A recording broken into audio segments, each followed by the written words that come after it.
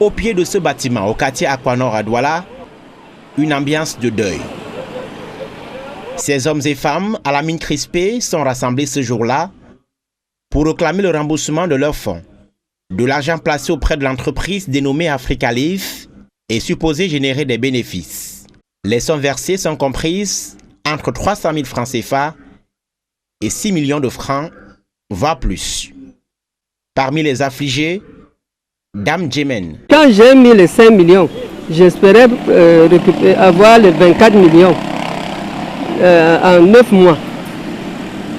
Je n'ai même pas eu 5 francs. Des prêts et des économies entières remis à Africa Leaf, une entreprise qui s'est présentée comme spécialisée dans l'achat et la vente des actions, l'intermédiation dans l'obtention des financements pour les projets et ayant une expertise dans le marché financier. J'ai investi la somme de 2 millions dans un premier temps et secondement j'ai investi 200 000 francs.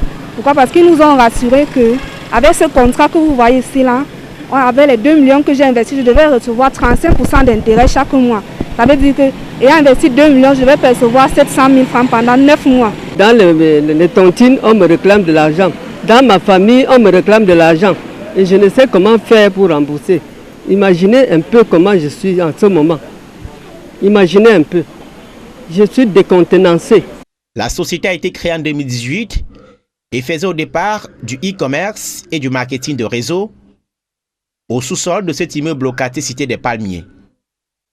Fin 2019, Africa Leaf lance un produit dénommé Swap avec pour slogan « Votre agent travaille pour vous ».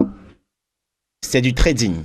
Le souscripteur est censé investir de l'argent que la société doit faire fructifier et lui reverser des pourcentages jusqu'à 40% de son investissement au bout d'un mois. Le produit fait fureur.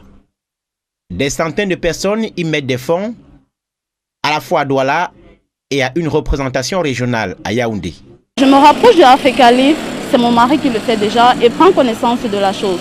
Il se dit, essayons et on va voir ce que ça fait, puisque les gens autour de nous, il y a quelqu'un qui nous a rassurés parce qu'elle est là depuis un bon bout et elle a déjà eu à percevoir quelques mois de gains.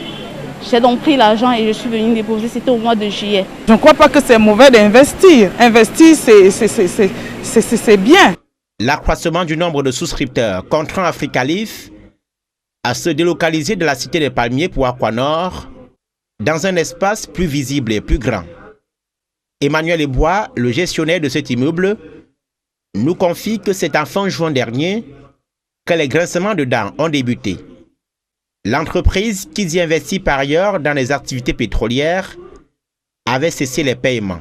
C'est à partir de là qu'on s'en est inquiété et il nous a caché les choses. Donc on a simplement su plus tard, au mois de juin-juillet, parce que les gens venaient se plaindre qu'il y avait un problème. En dépit des assurances qu'elle donne à ses souscripteurs courroucés et inquiets, personne n'est plus payé. L'entreprise a fermé boutique et ses dirigeants introuvables. Maître Arthur Djoumessi a été saisi par le collectif des souscripteurs abusés. L'avocat au barreau du Cameroun se dit surpris par l'absence de personnalité juridique de la société incriminée.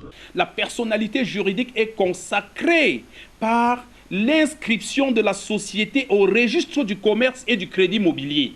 Cette société n'est pas inscrite au registre du commerce et du crédit immobilier, ce qui fait déjà d'elle un simple regroupement de fait, une simple société de fait. Donc c'est déjà un vice, c'est une irrégularité. Autre curiosité, Africa Leaf n'a pas d'agrément de la Commission bancaire d'Afrique centrale, la COBAC, pour lever et épargner des fonds.